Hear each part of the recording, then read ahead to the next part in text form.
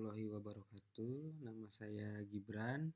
Di sini saya akan menjelaskan tentang tahap pembuatan IRD. Contoh kasus di sini adalah toko online. Yang pertama kita harus menentukan entity. Misalnya kalau dalam toko online itu kita akan menentukan 3 entity yang terlibat, yaitu ada pembeli, penjual, dan juga barang. Perlu diingat, dalam toko online yang nyata, sebenarnya banyak sekali entity yang terlibat. Sini kita buat diagram entity-nya, ada pembeli, ada penjual, ada juga barang. Lalu kita menentukan atribut key. Setiap entity wajib memiliki atribut key, maka selanjutnya kita perlu menentukan atribut key dari tiap entity. Misalnya, pada pelanggan, atribut key-nya itu email. Nah, pembeli juga sama, atribut key-nya itu email. Lalu kalau barang itu atribut key-nya adalah SKU. Kalau SKU itu adalah panjangan SKU yaitu Stock Keeping Unit. Karena barang itu pasti banyak yang sama, itu dari antara penjual yang lain dan lainnya. Jadi biar mempermudah gitu, jadi tentukannya atribut key-nya pakai SKU. Nah, sini ada diagram atribut key-nya. Kalau pembeli pakai email, penjual juga sama email, kalau barang ini SKU. Setelah menentukan atribut key, selanjutnya kita bisa lanjutkan dengan menentukan atribut dari tiap entity yang masuk ke ruang lingkup yang akan kita buat. Nah, di sini pembeli kita pakai email yang tadi, tambahin nama dan juga alamat untuk pengirimannya. Kalau penjual sama, tapi dia nggak pakai alamat karena biasanya kalau penjual itu begitu dia ada pesanan gitu barangnya, dia langsung titipkan ke apa tuh namanya, jasanya gitu, jasa pengirimannya. Kalau barang di sini ada SKU, ada juga namanya dan juga ada harganya. Selanjutnya kita perlu menentukan relationship antar entity. Di sini ada implementasi model data. Implementasi model data merupakan tahap untuk membuat basis data secara fisik yang ditempatkan dalam disk dengan bantuan sistem basis data. Setelah selesai membuat IRD, kita bisa mulai membuat implementasinya dalam basis data. Secara umum, entity yang kita buat di dalam IRD akan menjadi tabel di dalam basis data, dan atribut yang kita buat dalam IRD akan menjadi kolom di tabel di dalam basis datanya. Nah, contohnya kayak gini, yang tadi diagram yang pertama tuh, sini ada pembeli, ada email, ada nama, dan juga ada alamat. Diubah ke tabel. Di sini ada tabel pembeli, ada emailnya, nanti di sini ada email, di sini namanya, di sini ada, di sini alamatnya. Penjual juga sama. Nah, kalau barang gini, di sini ada SKU, ada nama, ada juga harganya. Dalam sistem kamus data, di sini ada kamus data. Dalam sistem basis data, setiap kolom di tabel yang kita buat perlu ditentukan tipe datanya. Penentuan tipe data biasanya mengikuti tipe data yang tersedia di sistem basis data yang kita gunakan. Secara umum, ada beberapa tipe data yang umum biasa digunakan di sistem basis data. Tipe datanya ini pertama ada teks untuk kolom yang berisikan data karakter, misalnya itu nama, alamat, dan sejenisnya. Lalu ada number untuk kolom yang berisikan data angka, misalnya itu harga, stok, dan yang lainnya. Lalu ada date, time,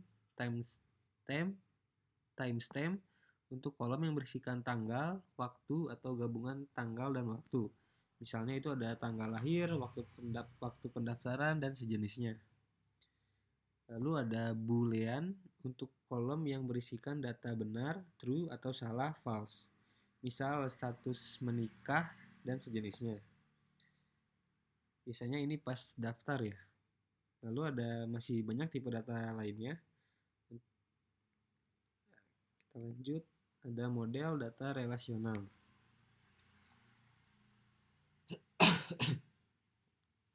Di sini ada relationship, seperti yang di materi sebelumnya dibahas, bahwa model IR selain entity dan atribut, terdapat juga komponen relationship. Relationship menunjukkan hubungan antar entity dengan entity yang lain. Misal hubungan antara entity penjual dengan entity barang. Relationship di antara keduanya mengandung arti bahwa penjual sedang berjualan atau menjual barangnya. Di sini lalu ada kardinalitas atau derajat relasi. Kardinalitas relasi menunjukkan tentang jumlah entity yang dapat berelasi dengan entity lainnya. Contohnya pada kasus toko online ini, entity penjual bisa berelasi dengan satu entity barang atau lebih, atau bahkan juga nggak ada. Nah, yang pertama ada one to one. One to one artinya hubungan antara entity A misalnya hanya bisa berhubungan dengan entity B dengan maksimal hanya satu entity saja. Begitu juga sebaliknya. Contohnya kayak entity A ini sama entity B, yang satu sama yang satu, dan yang dua sama yang tiga, yang empat dan yang empat sama yang lima ini cuma bisa satu doang. Lalu ada one to many. One to many artinya hubungan antara entity A misalnya bisa berhubungan dengan banyak entity B. Tetapi tidak sebaliknya, entity B ini cuma bisa berelasi dengan satu entity A. Di sini entity yang di sini misalnya yang A sama yang B, entity 1A ini berhubungan dengan entity 1 dan 2 yang B. Entity 2 sama entity 3, entity 4 sama 4 dan 5. Nah, tapi cuman entity 1 ini cuma bisa ke 1, cuma bisa satu doang ya. Entity yang B ini. Sekarang many to one. Many to one artinya hubungan antara entity A misalnya hanya bisa berhubungan dengan satu entity B, tetapi tidak sebaliknya, entity B bisa berelasi ke banyak entity A. Kayak gini contohnya.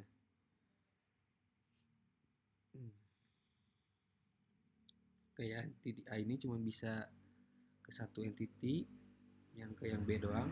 Sedangkan yang ini contohnya di entity 3, dia bisa berhubung ke entity 2 dan entity 3. Tuh lanjut.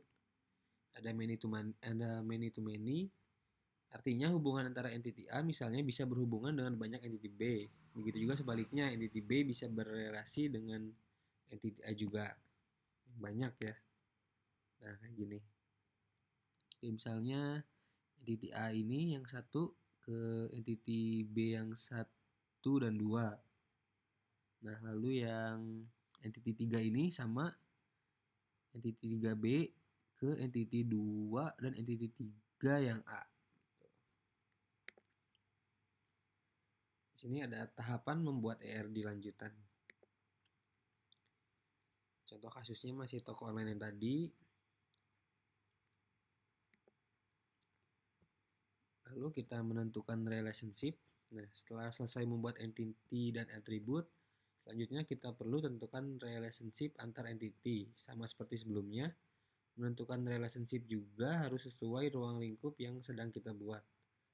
Nah, pada kasus toko online ini, kita akan buat relationship dari pembeli ke barang dengan relasi membeli, dan relationship dari penjual ke barang dengan relasi menjual.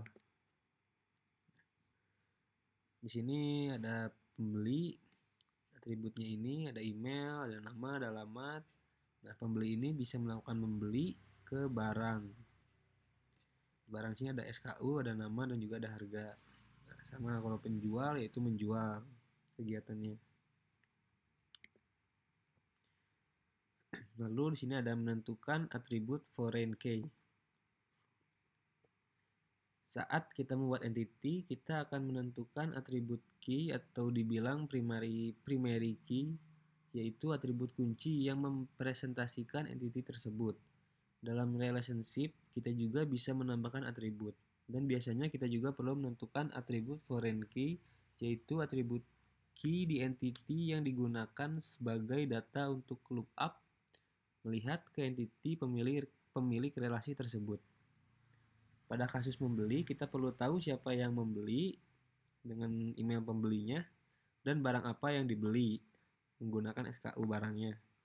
Pada kasus menjual, kita perlu tahu siapa yang menjual, itu email penjualnya, dan barang apa yang dijualnya, sama pakai SKU barangnya.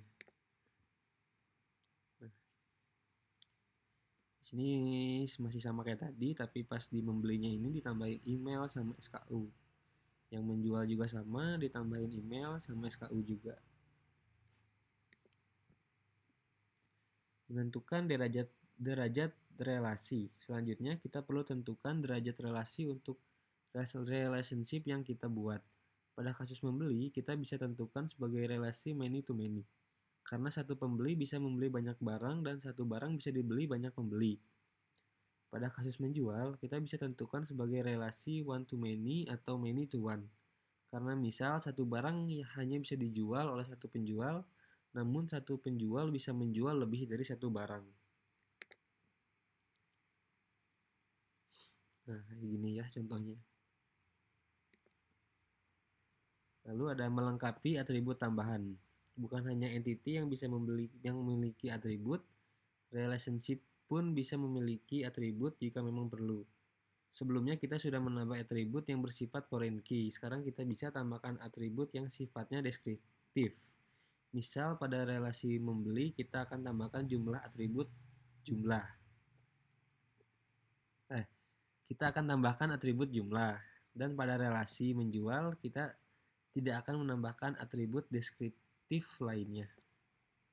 Nah, di sini yang membeli ini kita tambahin jumlah.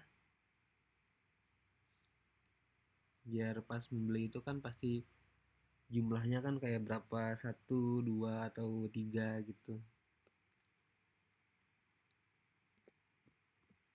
Lalu ada implementasi model data relasional. Menambah relasi one to one. Sebelum kita lanjut, kita akan coba tambahkan entity yang berelasi one to one di kasus toko online kita. Misal di kasus toko online kita akan menambahkan entity dompet di mana pembeli hanya bisa memiliki satu dompet dan satu dompet hanya dimiliki oleh satu pembeli.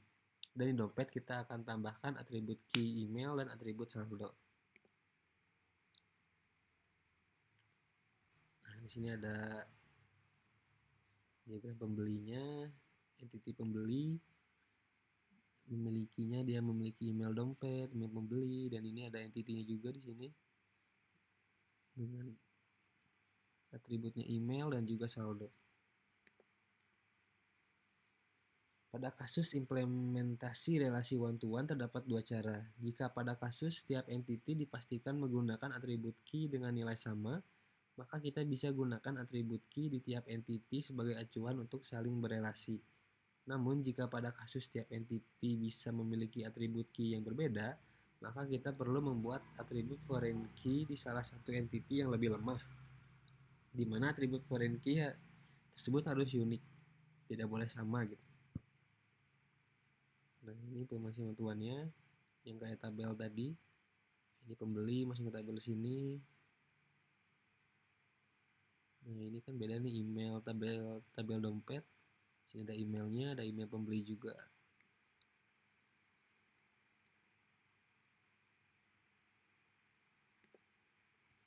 Implementasi one to many atau many to one. Pada kasus relasi one to many, implementasi tergantung relasinya. Jika pada kasus relasinya terdapat atribut deskriptif, maka diperlukan tabel baru sebagai implementasi dari relationship-nya. Namun pada kasus relasinya tidak memiliki atribut deskriptif, maka kita tidak perlu tabel baru. Kita hanya butuh menambah atribut foreign key di entity yang bersifat many. Kayak gini email penjualnya. Kalau ada implementasi many to many, pada implementasi relasi many to many, maka diimplementasikan dalam bentuk tabel relasi, di mana di dalam tabel relasi tersebut terdapat semua atribut foreign key dari semua entity yang berelasi. Ini contohnya ya. Implementasi diagram many to many. Data lainnya.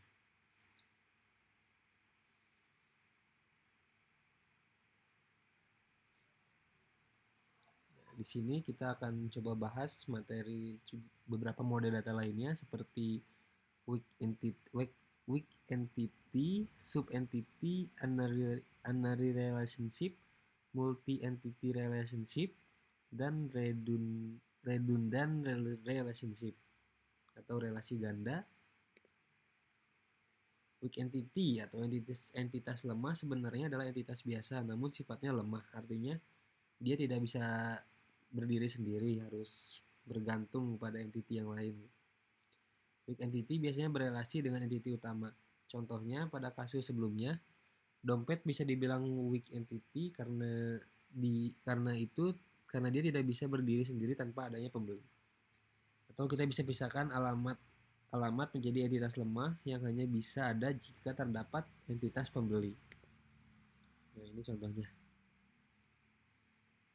Sini ada dompet, ada saldo, ada email, tapi ini weak karena kalau nggak ada pembeli ya nggak bisa apa-apa gitu.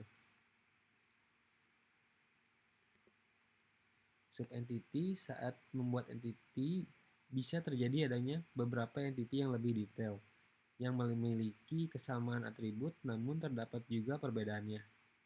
Contoh pada kasus entity barang, kemungkinan akan ada banyak jenis barang dan tiap jenis barang bisa berbeda atribut yang dimilikinya. Misal saja kita tambahkan entity barang laptop dan barang pakaian, kedua entity tersebut memiliki kesamaan namun memiliki perbedaan juga. Untuk menggunakan sub-entity, kita akan menggunakan diagram ISA. Nah, ini diagram sub-entity-nya. Ini ada barang. Barang ini dipisahkan oleh ISA. Ada barang laptop, yang isinya ada CPU, ada RAM, ada disk. Kalau pakaian itu kan pakaian tuh ukurannya apa, warnanya juga warna apa, pasti beda. Sama juga kayak laptop ya. Terus ada unary relationship, adalah relasi yang terjadi pada entitas dengan entitas dirinya sendiri. Hal ini sering sekali terjadi. Misalnya pada kasus toko online, kita akan menambahkan fitur referral, member get member, dan kita akan memperoleh pembeli merekomendasikan pembeli lain untuk mendapatkan bonus berupa saldo misalnya. Pada kasus ini kita harus membuat unary relationship dari pembeli ke pembeli lagi. Biasanya ada pembeli, dia ini mereferensikannya ke misalnya ke keluarganya, ke temennya gitu ya. Ya bisa berulang kali juga dia mereferensikannya. Sini ada multi entity relationship. Relasi multi entitas merupakan relasi yang terjadi terhadap lebih dari dua entitas. Pada kasus sebelumnya, contohnya pembeli memiliki relasi membeli dengan barang. Misal kita akan tambahkan bank dengan relasi membeli barang menggunakan bank. Nah, di sini ada pembeli, dia mau beli apa misalnya. Di sini dia bayarnya bisa pakai bank. Banknya itu kan ada banyak. Contohnya bank-bank yang ada di Indonesia lah. Ada redundant relationship, relasi antar entitas boleh lebih dari satu. Jika ada dua entitas memiliki relasi lebih dari satu antar entitas tersebut, artinya itu adalah relasi ganda. Banyak kasus seperti ini, contohnya pada kasus relasi pembeli dan barang. Misal kita tambahkan relasi pembeli menyukai barang, artinya tidak hanya membeli tapi juga menyukainya. Nah, ini pembelinya menyukainya, ada emailnya, ada SKU-nya juga. Tuh. Ya mungkin sekian aja dari saya. Wassalamualaikum warahmatullahi wabarakatuh.